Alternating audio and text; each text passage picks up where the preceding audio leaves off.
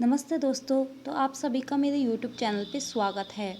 और आज हम आपके लिए लेके आए हैं थॉमस हार्डी का फेमस नोवेल है द मेयर ऑफ कैस्टरब्रिज। और नोवेल स्टार्ट करने से पहले सबसे पहले हम इसके जो कैरेक्टर्स हैं उनके बारे में जान लेते हैं कि इस उपन्यास में कौन कौन से पात्र हैं।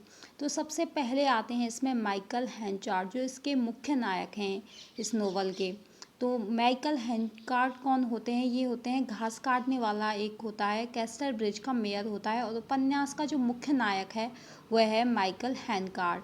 उसके बाद में आती है सूसन हैंकार्ड। तो सूसन जो होती है वो माइकल की पत्नी होती है और मेले में 5 गिन्नी में पुत्री सहित उसके पति द्वारा इसे बेच दिया जाता है।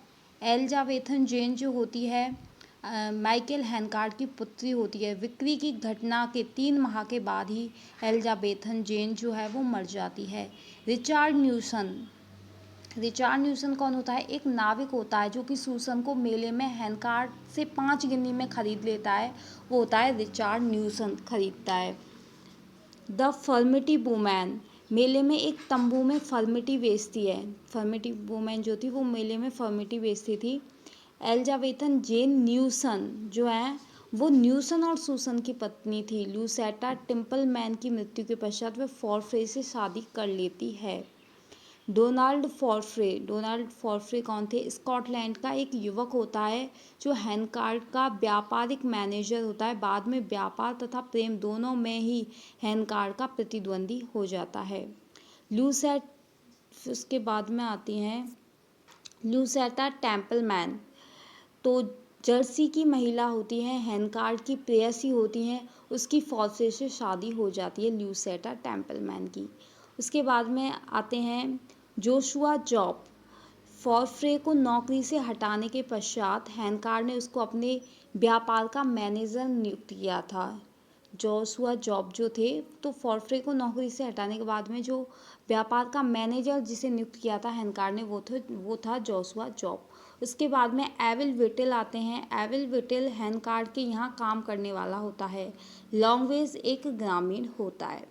अब इसके कैरेक्टर्स कंप्लीट करने के बाद में हम ये जो नोवेल है इसकी समरी देख लेते हैं। इसकी जो शॉर्ट समरी है वो देख लेते हैं।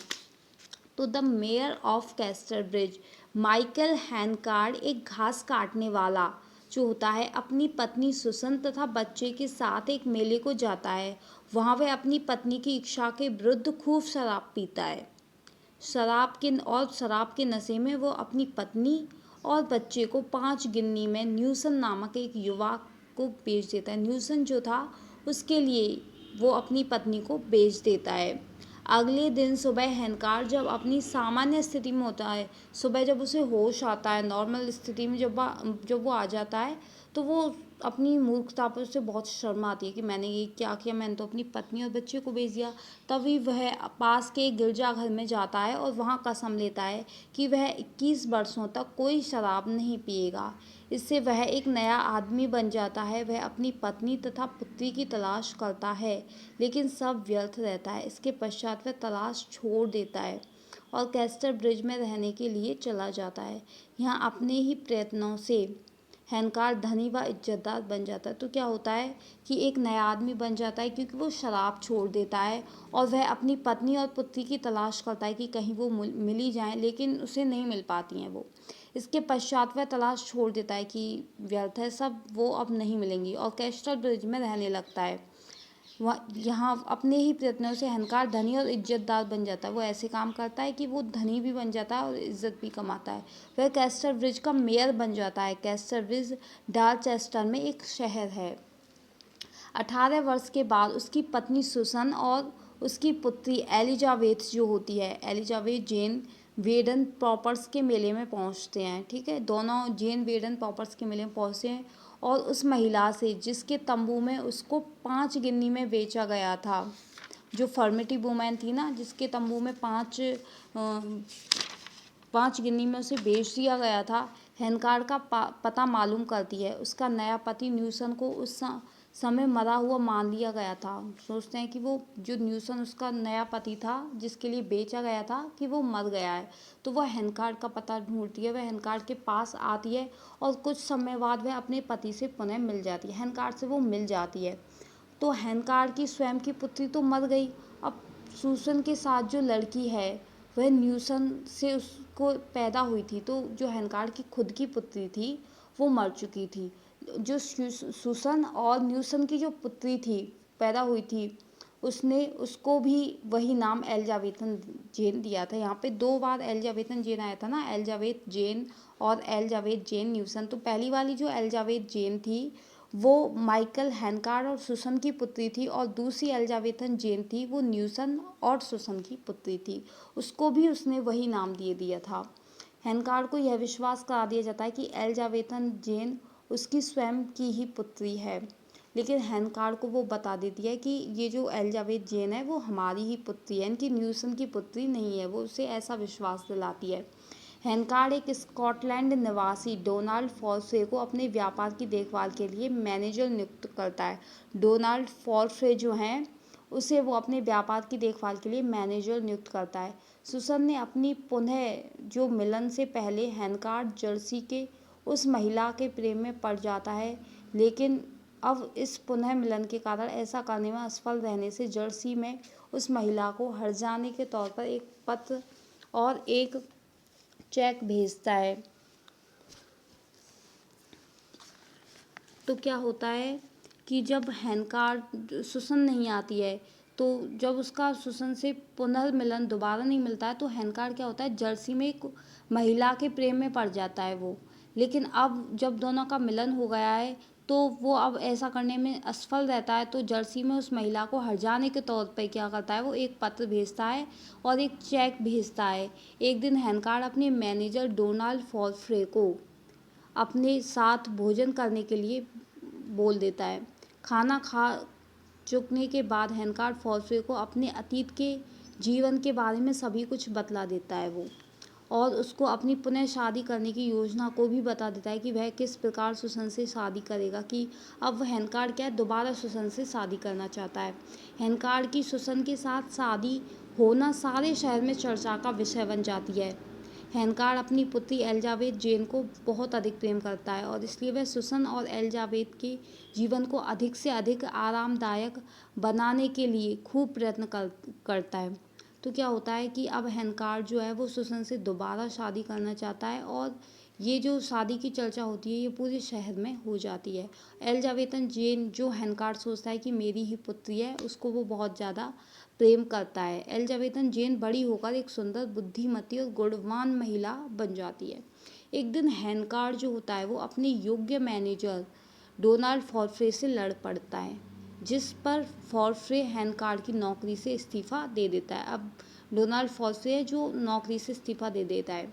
अब डोनाल्ड फॉल्फ्रे कैस्टर ब्रिज में अपना स्वयं का अनाज का व्यापार शुरू कर लेता है, और एक कठोर व्यापारिक स्पर्धा में हेनकार्ड नुकसान उठाता है। कुछ बीमारी के बाद सुसन मर जाती है।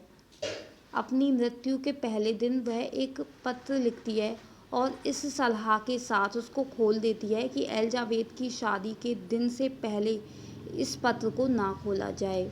वो एक पत्र लिखती है और उसमें ये भी लिखती है कि एलिजाबेथ की शादी के दिन से पहले उस पत्र को ना खोला जाए, यानी कि शादी के बाद ही खोला जाए, शादी से पहले ना खोला जाए। हेनकार्ड अब अकेला रह जाता है क्योंकि सुसन मर चुकी थी। उसकी खुशी अब केवल मात्र एलिजाबेथन जेन में ही है कि उसकी बेटी है, उसमें ही उसकी खुशी है। वह उसको बतलाता है कि वह उसी की पुत्री है, न्यूसन की नहीं। एक दिन सुसन का पत्र उसके हाथों में पड़ जाता है। अब वो जो सुसन का पत्र था वो उसके हाथों में पड़ जाता है। वह उसको पढ़ लेता है। उसको यह जानकर आघात लगता है कि एलिजाबेथन उसकी स्वयं की एलिजाबेथ नहीं है। अब जब वो उस पत्र को पढ़ लेता है तो उसको बड़ा दुख होता है ये जानकर कि वो उसकी स्वयं की एलिजाबेथ नहीं है। उसकी पुत्री तो उसके बेचने के 3 माह के बाद, जब उसने उन दोनों को बेच दिया था तो उसके 3 माह के बाद ही मर चुकी थी। हेनकार्ड अब ल्यूसेटा से शादी करना चाहता है। सुसन मर चुकी थी, अब वो चाहता था कि मैं ल्यूसेटा से शादी कर लूँ। लेकिन फॉर्फ्रे बीच में बाधा बनकर आ जाता है। अब जो उसका फॉर्फ्रे, डोनाल्ड फॉर्फ्रे, जो उसके यहाँ नौकरी करता था, उसका मैनेजर था, वो बीच में बाधा बन जाता है। ल्यूसेटा और फॉर्फ्रे गुप्त रूप से शादी कर लेते हैं। अब दोनों ल्यूसेटा और फॉर्फ्रे जो होते हैं वो शादी कर लेते हैं। अब तो हैनकार्ड पूर्ण रूप से बर्बाद हो जाता है, क्योंकि वो ल्यूसेटा से शादी करना चाहता था और ल्यूसेटा ने फॉर्फ्रे से शादी कर ली। अब शराब पीना शुरू कर देता है दोबारा से। उसकी सौतेली लड़की एलिजाबेथ उसके पास है, लेकिन न्यूसन उसको अपनी स्वयं की पुत्री होने का दावा करता है। अब जो होती है उसकी सौतेली लड़की तो उसके पास है, लेकिन न्यूसन उसको अपनी स्वयं की पुत्री होने का दावा करता है। न्यूसन बोलता है कि ये मेरी स्वयं की पुत्री है।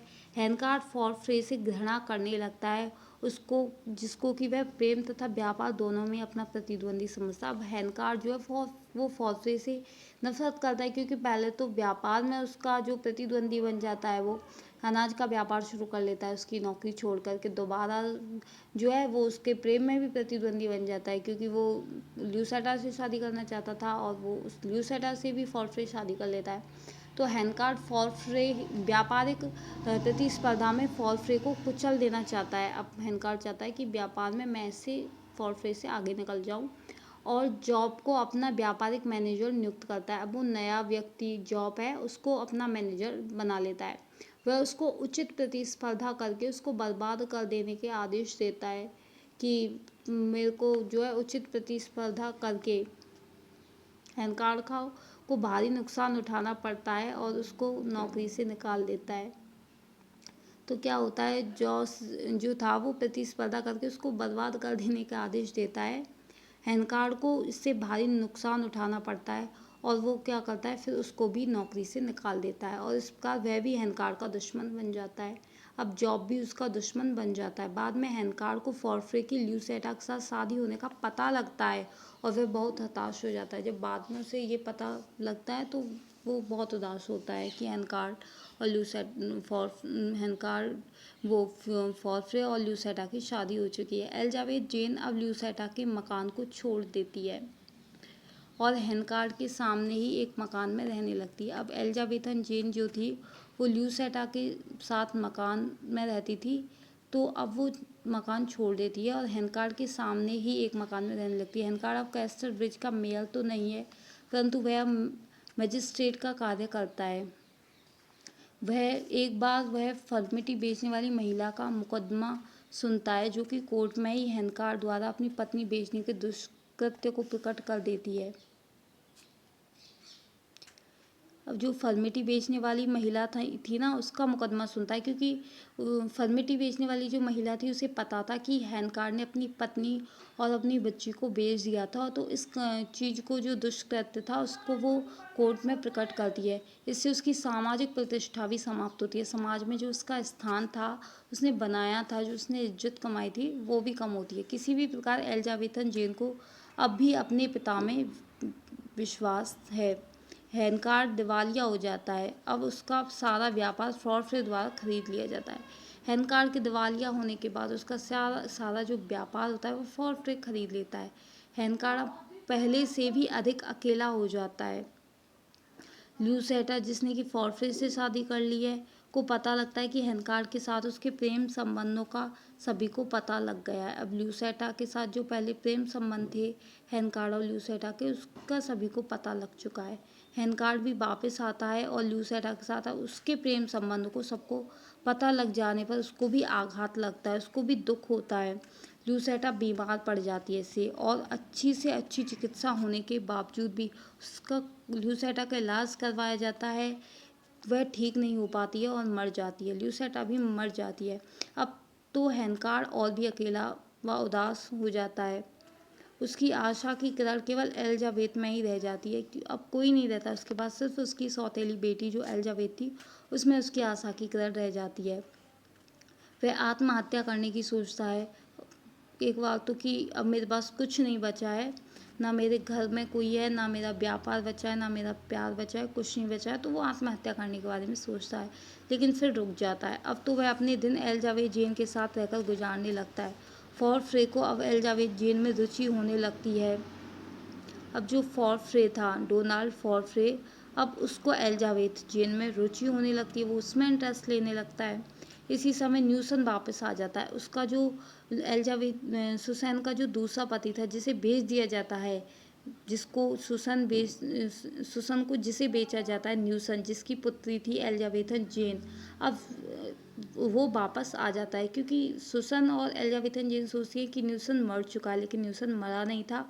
अब वो वापस आ जाता है एलिजाबेथ और सुसन की तलाश में, और एलिजाबेथन जेन से मिलकर उसको यह पता लगता है कि वह उसकी न्यूसन की पुत्री है।